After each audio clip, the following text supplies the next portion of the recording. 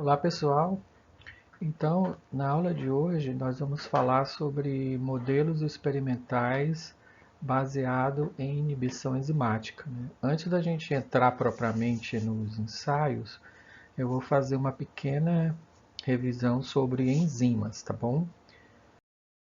Então, as enzimas, elas são moléculas catalisadoras que aumentam a velocidade das reações, né?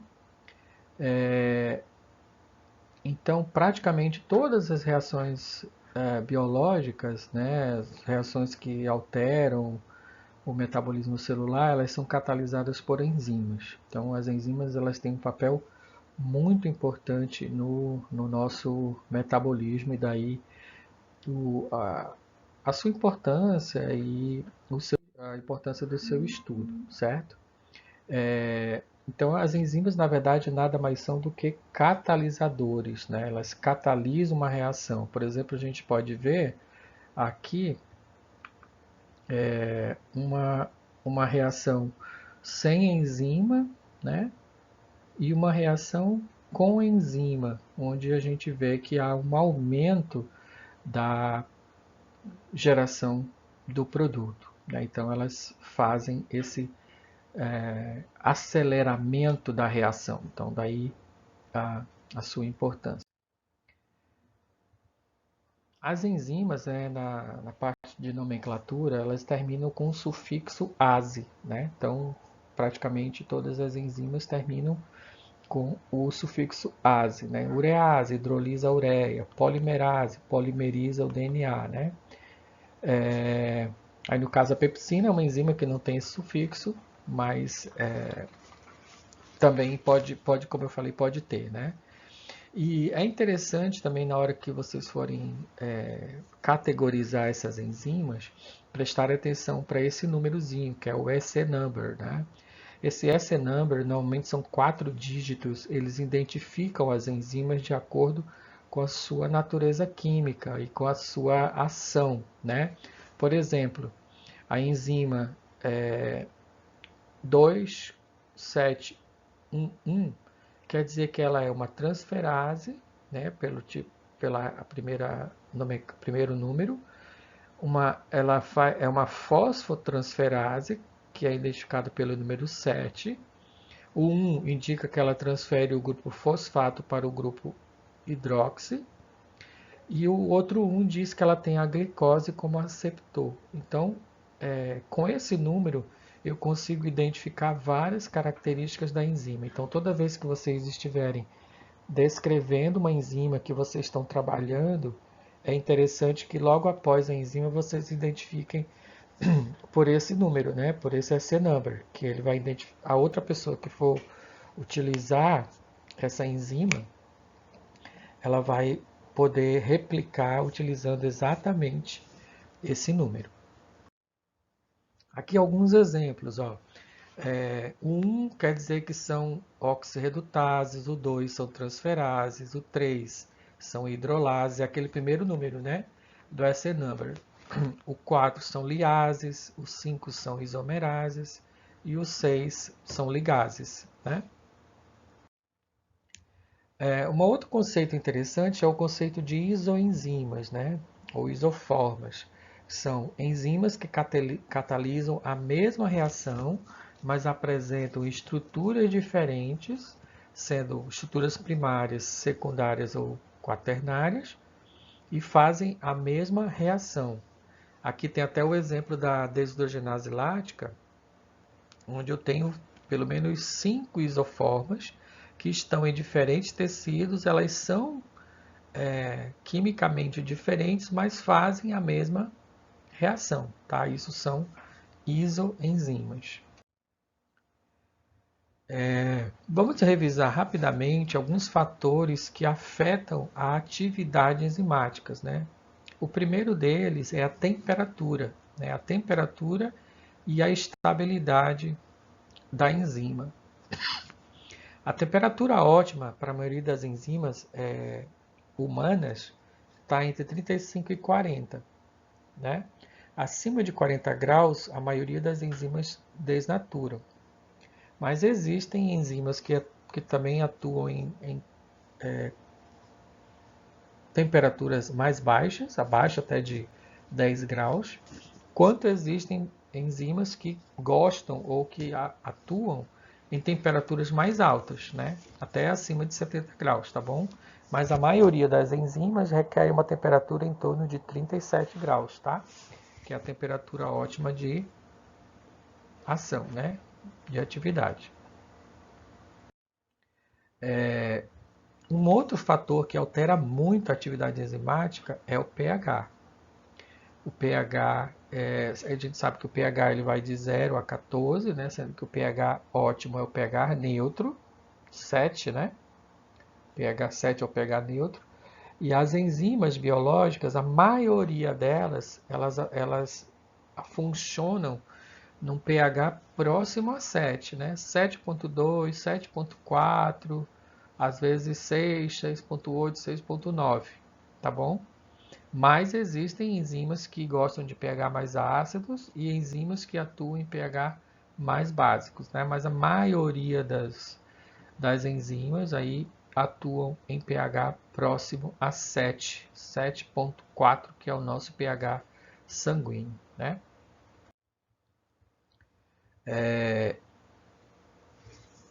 Então, existem alguns fatores que podem ser determinados para a gente identificar como que essa enzima ela está funcionando. Existem também algumas leis, né, que atuam para a gente estabelecer esse processo de reação, né, tanto de reação quanto até mesmo de inibição.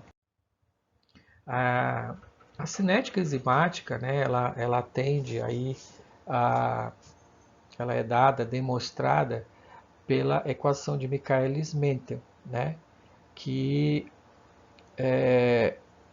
essa equação ela tem relação com a velocidade da reação e a constante, né, de, de equilíbrio aí da reação.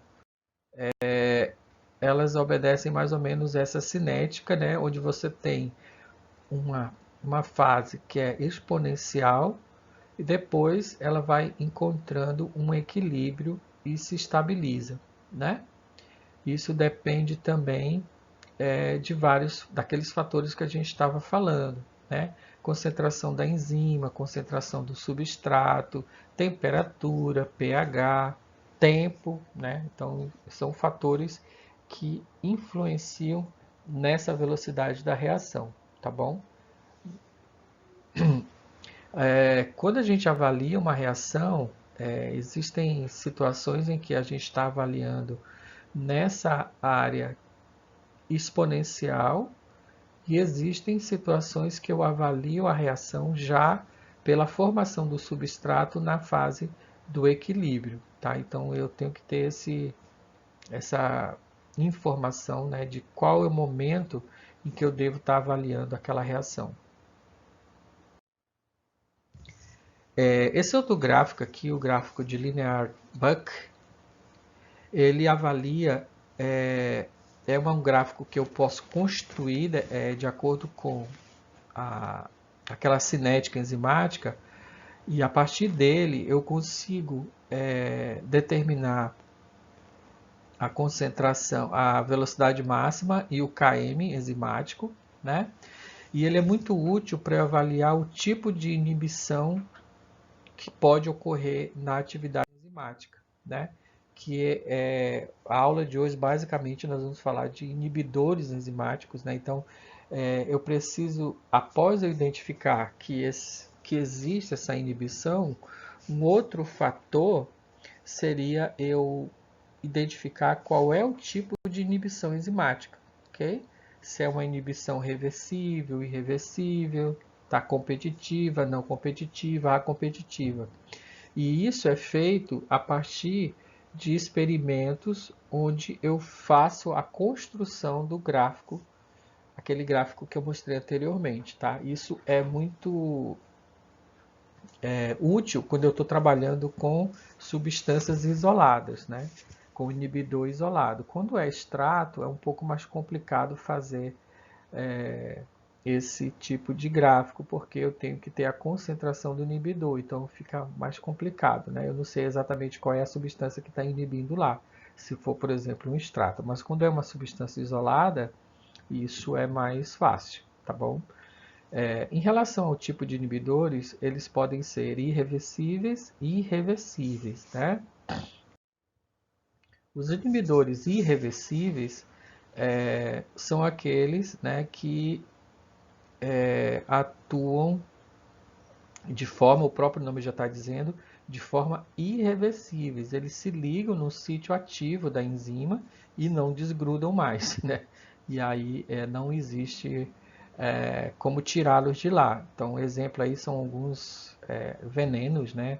Os organofosforados, por exemplo, os próprios carbamatos, que são substâncias que têm uma afinidade muito grande pelo sítio ativo da enzima, e uma vez que eles se ligam, isso não é possível mais se desligar, né? Então eles são normalmente muito tóxicos.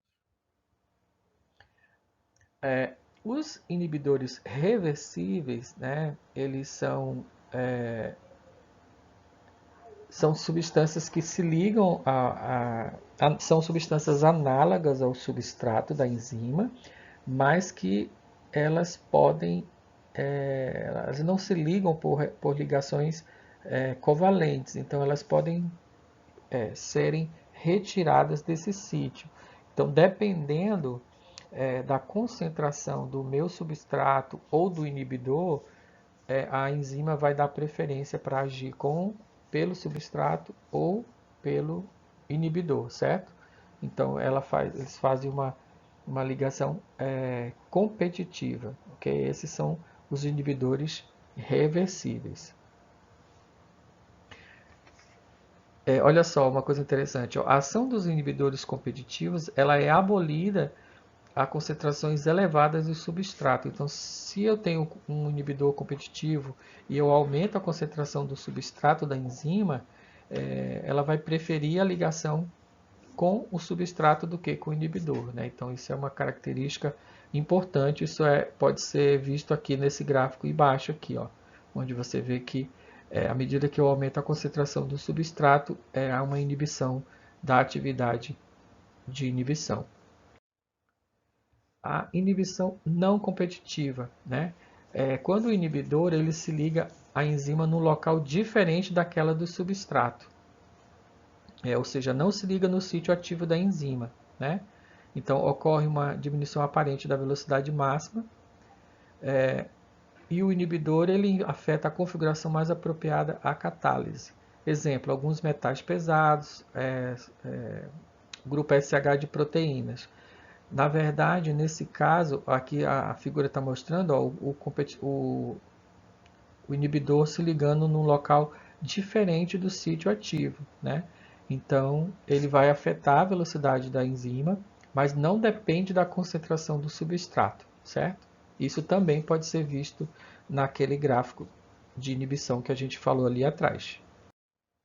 Aqui eu mostro, a partir da construção desse gráfico, você consegue dizer qual é o tipo de inibição que está acontecendo.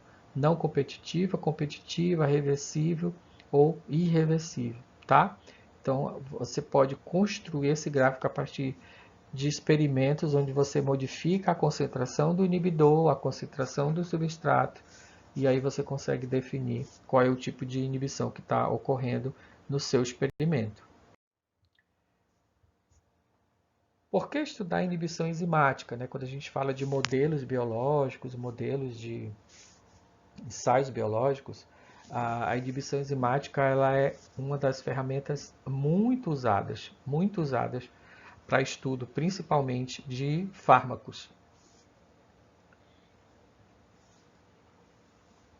Primeiro, a primeira razão é porque a inibição enzimática, ela, por exemplo, é o mecanismo de ação de vários fármacos, né? Vários fármacos muito conhecidos eles agem pelo mecanismo de inibição enzimática, né? Vamos dar um exemplo, o AS, né? O ácido acetil salicílico, né? É o inibidor da COX, né? Da 5-oxigenase. o Orlistat, Xenical, né? Um medicamento aí para obesidade, inibidor da lipase, né? Tem os inibidores da ECA, né, que são os antipertensivos. Os estatinas, né, inibidores da hidroximetilglutaricoenzima redutase. Então, existem dezenas de exemplos aí de fármacos que agem inibindo enzimas que têm mecanismos chaves aí para formação de doenças. E a inibição dessas enzimas pode ser um gatilho, um mecanismo para o estudo de potenciais fármacos, né? Falando aí da parte de fármacos. Segundo razão, são ensaios relativamente simples, né? Que podem ser inclusive feitos por máquinas de high-throughput screen, são aquelas máquinas que fazem centenas de milhares de testes simultâneos, né? São robôs. Então esses testes de inibição enzimática são possíveis, é possível ser feitos nesse tipo de equipamento. Então as indústrias farmacêuticas ainda usam muito essa estratégia de testar aí milhares de compostos para ver um mecanismo usando esses robôs. Uma outra razão é que elas requerem pequenas quantidades de amostra de substância, né? Então, às vezes com poucas miligramas você consegue fazer vários ensaios. E, assim, para a gente que está aqui na academia, né? São resultados que são passíveis de publicação, né? Existem áreas, por exemplo, da química medicinal, que você faz uma síntese de um composto, faz ou isolamento, no caso do pessoal que estuda fitoquímica, né? Faz uma inibição enzimática, que é um método bem simples, e isso já é possível e passível de você publicar bem esse seu resultado, né? Então, isso é uma outra razão que para a gente é interessante. Alguns aspectos gerais dos ensaios de inibição enzimática. Primeiro, é um teste in vitro, né? Então ele é totalmente feito em laboratório, in vitro, e por isso, na maioria das vezes, quando você vai pensar, por exemplo, numa aplicação mais fisiológica, mais, digamos, comercial, assim, se é uma substância que você acha que pode ter um apelo comercial, ele necessita de uma confirmação em vivo. Digamos, eu estou estudando aqui um inibidor da DPP-4, né? Uma enzima que teoricamente teria uma ação hipoglicemiante. Mas será que ela realmente tem? Então, se eu acho essa inibição em modelo in vitro ou até mesmo em sílico, né? Hoje em dia é interessante fazer os dois, né? Fazer o in sílico e depois confirmar com o in vitro, para eu ter certeza que aquele efeito realmente ocorre. O ideal é fazer isso em vivo, né? Ver se realmente essa administração dessa substância no animal vai causar hipoglicemia, certo? Um outro aspecto interessante é eu investigar a seletividade. O que é isso? As enzimas que a gente usa no laboratório, a maioria delas são enzimas de origem obtidas por engenharia genética, né? Então elas vêm às vezes de plantas e às vezes de fungos, né? É muito comum ser de leveduras. E essas enzimas, nem sempre elas se relacionam diretamente à ação da enzima humana, né? Da enzima de mamíferos. Então, sempre que for possível, fazer o estudo com diferentes fontes enzimáticas. Eu tenho aqui uma enzima que veio do arroz, uma enzima que veio da bactéria e uma enzima que veio de um mamífero. Então, eu vou testar nesses três modelos enzimáticos para ver que o inibidor ele não tem seletividade ou ele tem seletividade mais para a enzima de mamífero, por exemplo, né? Então, isso é importante.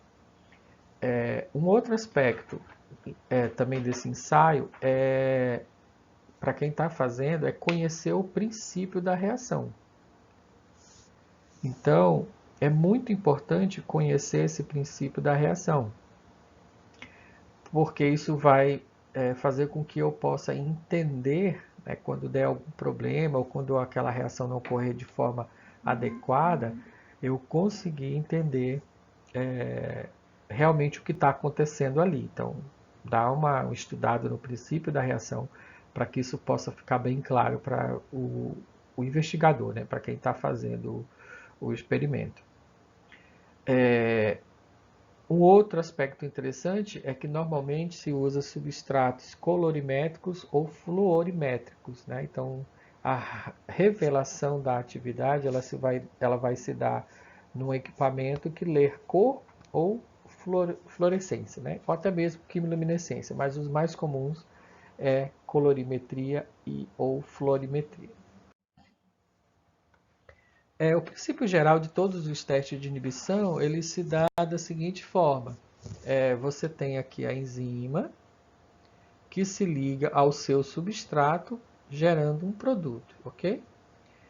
Nesse meio, você adiciona um inibidor, tá? Você adiciona um inibidor, que vai interagir com a enzima e vai diminuir ou impedir a formação daquele produto, certo?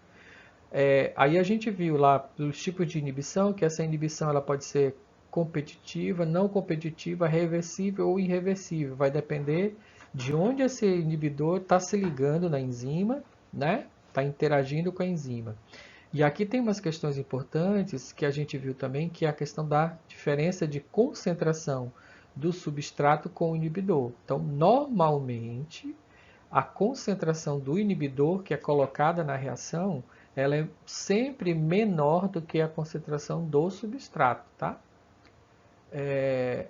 Porque também se eu colocar uma concentração extremamente alta do inibidor, ele pode estar bloqueando ali fisicamente a interação com o substrato, tá bom? Então é interessante que eu tenha, na verdade, uma relação concentração-resposta. Ou seja, colocar várias concentrações do inibidor para que eu possa ter uma relação. Nessa concentração eu estou inibindo tantos por cento da atividade enzimática. Tá? Então isso é sempre uma questão importante. Alguns aspectos requeridos nos ensaios de inibição enzimática. Esses aspectos, na verdade, gente, eles servem para todos esses ensaios em vivo, em vitro, né? Que a gente está comentando aqui nessa disciplina, tá? Então, todo ensaio in vitro, ele requer uma alta reprodutibilidade. O que é isso? Quando eu faço uma replicata, uma repetição, os valores eles têm que ser muito parecidos, né? Então aqui, ó, existe triplicata ou mais, né? Aí existe uma discussão sobre isso. Então o que é uma triplicata? Triplicata é quando você faz o experimento pelo menos 3 vezes, né? Não é você pegar aquela amostra e fazer 3 pocinhos, tá? Isso aí é uma triplicata, mas é uma triplicata feita do mesmo experimento. Eu sempre, meus alunos aí que trabalham comigo, a gente sempre discute isso e a gente fala, não, repete para ver, repete para confirmar, repete para confirmar. Por quê? Eu preciso ter certeza de que aquele resultado é real. E isso eu vou ter quando eu faço realmente repetições, tá? Quando eu faço repetições do experimento. Então, pelo menos triplicado significa eu fazer 3 vezes em dias diferentes, pegar esses resultados, jogar num gráfico e fazer média e desvio padrão dessas repetições, tá bom? Primeiro, ter uma relação concentração e inibição. Então, aquilo que eu falei antes, eu preciso ter pelo menos 3 concentrações e eu conseguir fazer uma relação da concentração com a inibição, tá bom? Então, fiz uma concentração X, deu uma quantidade. Fiz uma concentração Y, deu outra quantidade. Fiz a concentração X mais Y, deu outra quantidade. Então, ter essa relação concentração-atividade é extremamente importante, assim como no experimento em vivo, é importante a relação dose e resposta, né? Aqui a gente fala em concentração-resposta. Então, toda vez que eu estou trabalhando in vitro, eu não falo dose, eu falo concentração.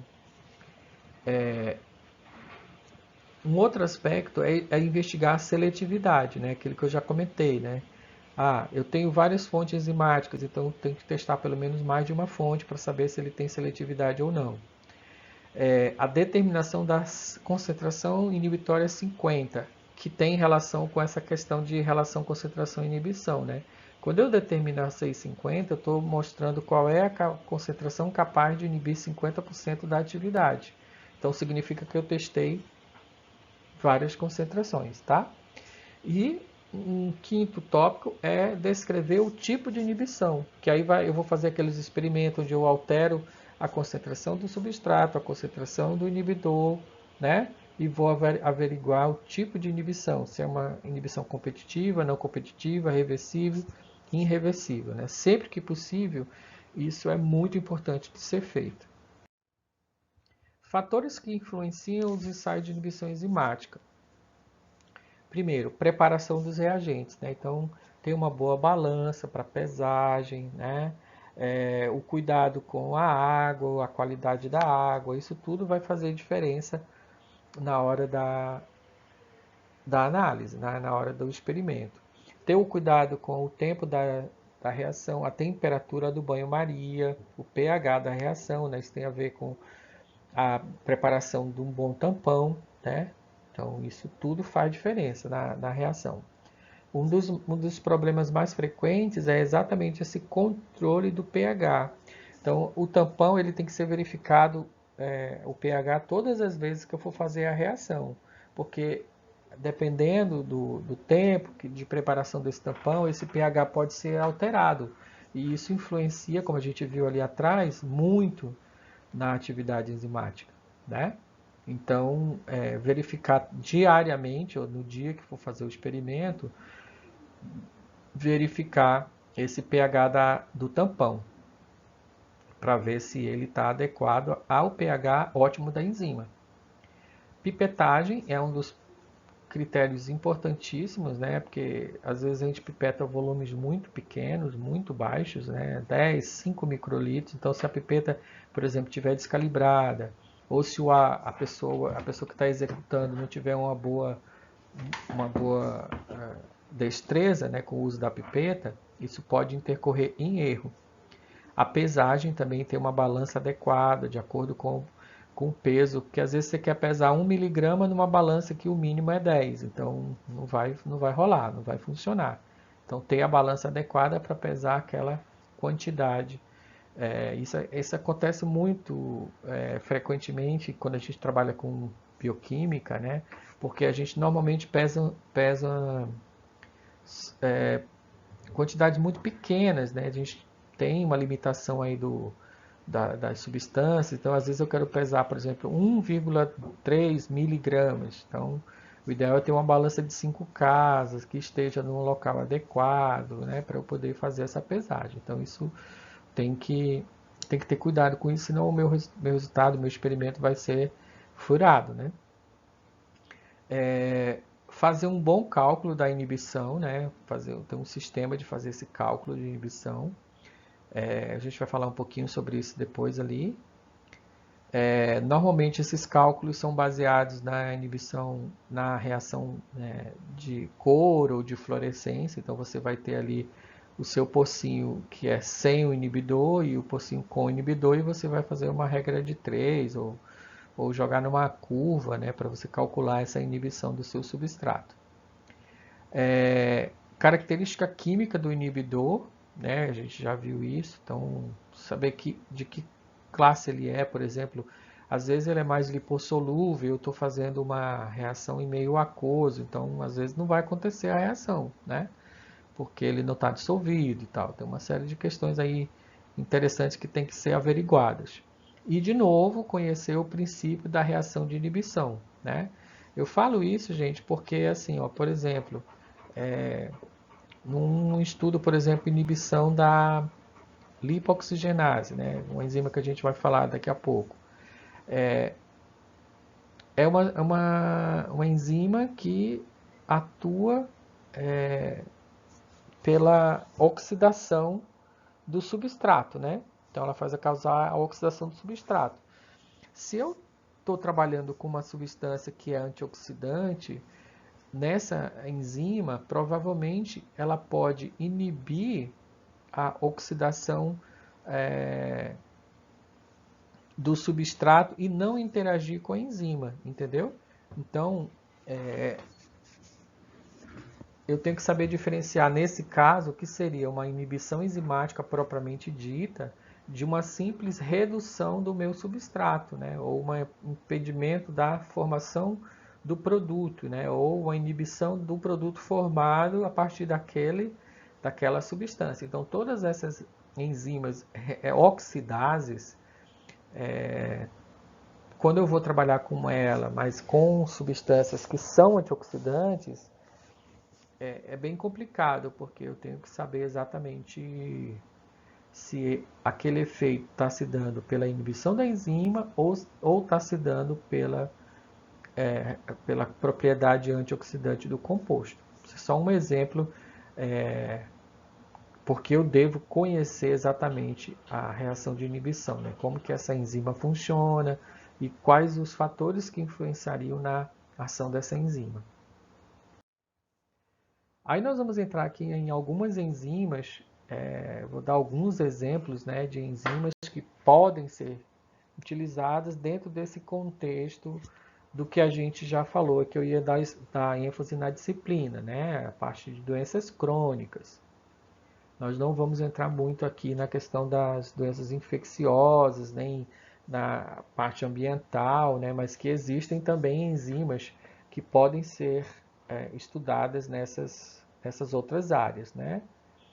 A parte de biotecnologia, biorremediação, lixiviação, né? Biocombustíveis, tem muitos outros temas onde as enzimas são extremamente importantes, mas aqui a gente vai dar ênfase à parte mais farmacológica, né? E mais ainda a parte das doenças crônicas, tá? O foco é esse. Então, algumas enzimas e a sua aplicação, né? Exemplo, a alfamilase, ela é uma enzima facilmente extraída da saliva humana e a aplicação dela, como hipoglicemiante, anti-obesidade e no tratamento de pacientes diabéticos. Alfa-glucosidase, né? Falei da alfamilase, agora a alfa-glucosidase. São extraídas de fungos e também de mamíferos e a aplicação em hipoglicemiantes, anti-obesidade, diabetes, imunossupressores e como antivirais, em antivirais. Lipase pancreáticas, extraída de fungos e do pâncreas de porcos, né? Tem ação como hipolipemiante. Dipeptidil, dipeptidase 4, né? A aplicação dela para diabetes do tipo 2.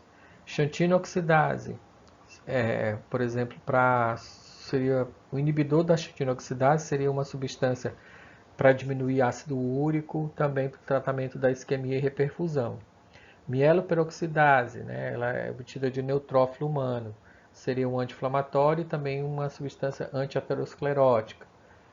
Lipoxigenase seria um anti-inflamatório e um broncodilatador, né, um inibidor no caso da lipoxigenase, certo? Ciclooxigenase, também aplicação como anti-inflamatório. Fosfolipase A2, anti-inflamatório. Monoaminoxidase, doença do sistema nervoso central. Acetilcolinesterase, doença do sistema nervoso central, também outras aplicações, como por exemplo inseticidas, né, larvicidas, tem várias aplicações. Aromatase, seria como antineoplásico. A enzima conversora de angiotensina são inibidores aí que têm ação hipotensora, né? Hidroximetilcoenzima A redutase, são os hipoglicemiantes, são inibidores por exemplo, as estatinas, né? São inibidores da HMG-CoA redutase.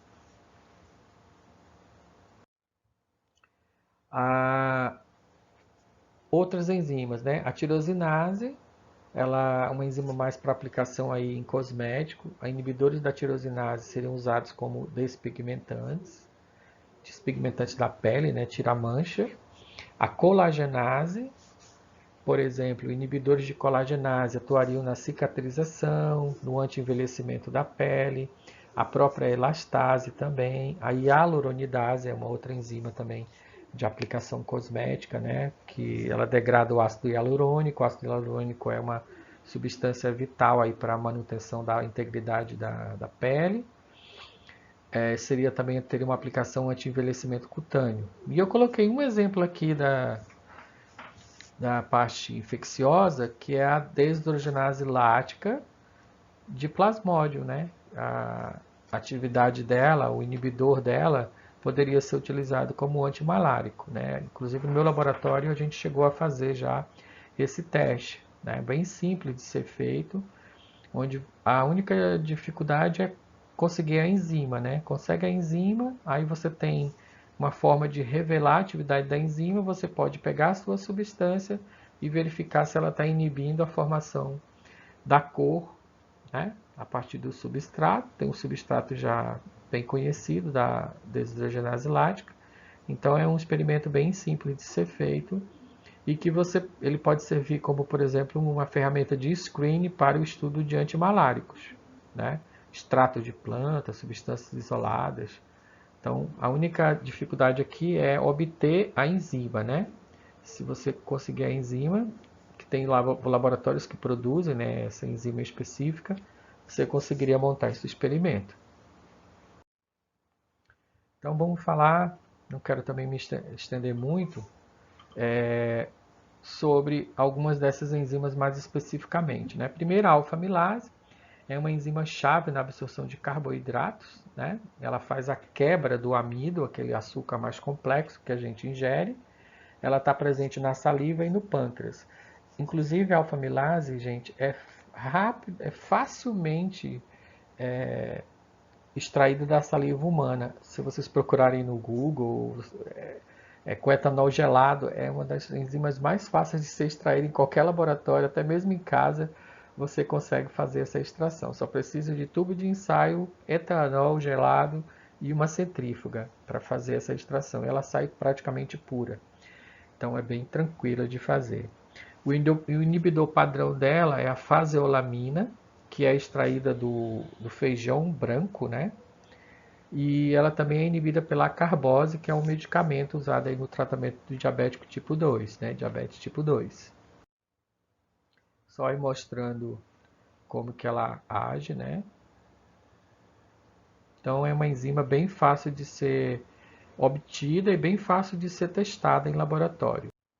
A segunda enzima são as alfa-glucosidases, né? Essas enzimas elas já quebram os disacarídeos, né? Então, depois da ação da amilase, vem as glucosidases quebrando esses disacarídeos. Exemplo, maltase, né?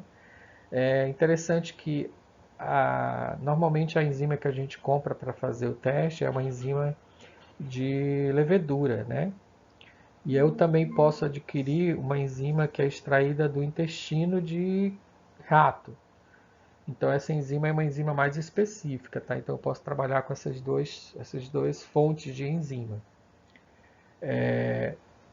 A inibição de glucosidase é um mecanismo de ação de antidiabético do tipo 2. Exemplo clássico aí é a carbose, chamado também de conhecido como glucobai, né, da Bayer. Os flavonoides são potenciais inibidores das alfa-glucosidases, certo? Então, se eu aqui trabalhei com planta e tem um flavonoide, provavelmente é um inibidor de alfa-glucosidase.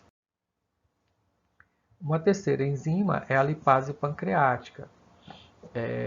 Ela é responsável pela degradação de lipídios da dieta e a inibição, né, reduz a absorção de lipídios, ok? Então, se eu inibir essa lipase a nível intestinal, eu tenho uma redução da absorção de lipídios e com isso eu vou ter uma hipolipemia, né? Então, eu posso ter uma redução de colesterol, de triglicerídeo, mais de triglicerídeo, né? Uma vez que ela vai agir mais sobre triglicéridos. E por isso também ela pode reduzir a obesidade. Um exemplo clássico aí de inibidor dessa enzima é o orlistat, também chamado de Xenical, né? Foi muito utilizado aí, foi um lançamento aí já meio antigo, mas até hoje ele é utilizado aí como um fármaco anti-obesidade.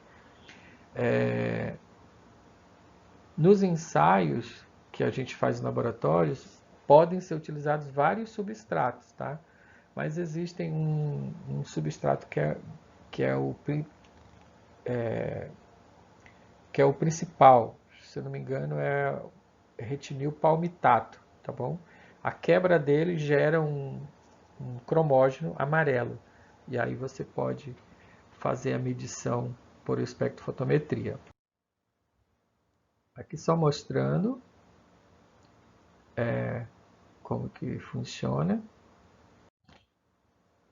e a ação da lipase. Outra enzima, a enzima convertidora de angiotensina, ECA, né? Ela converte a angiotensina 1 em angiotensina 2. A ação de inibição pode ter um efeito vasodilatador e hipotensor. Inibidores padrão é o captopril, enalapril.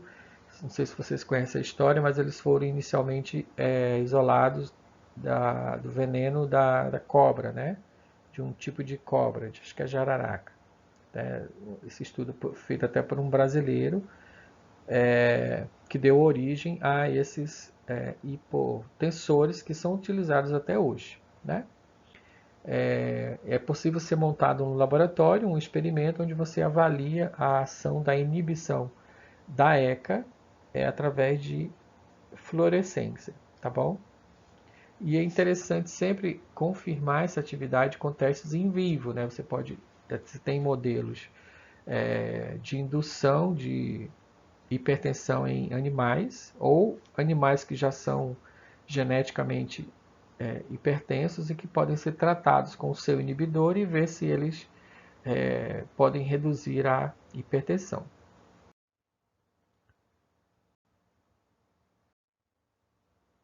A xantina oxidase é uma outra enzima. Ela atua no metabolismo das bases púricas, converte a xantina em ácido úrico e gera peróxido de hidrogênio, né, e superóxido. A inibição dela é importante para o tratamento da gota, né, o inibidor padrão é o halopurinol. Ela também é inibida por flavonoides. É um experimento também muito simples de ser feito no laboratório. Então, pode ser feito por espectrofotômetro e é bem conhecido a reação de inibição, tá? As drogas aí, quer dizer, os inibidores podem ser aplicados no tratamento da gota, de hiperuricemia, síndrome metabólica, né? Uma vez que o ácido úrico também é um marcador de síndrome metabólica, tá? Então está no contexto das doenças crônicas.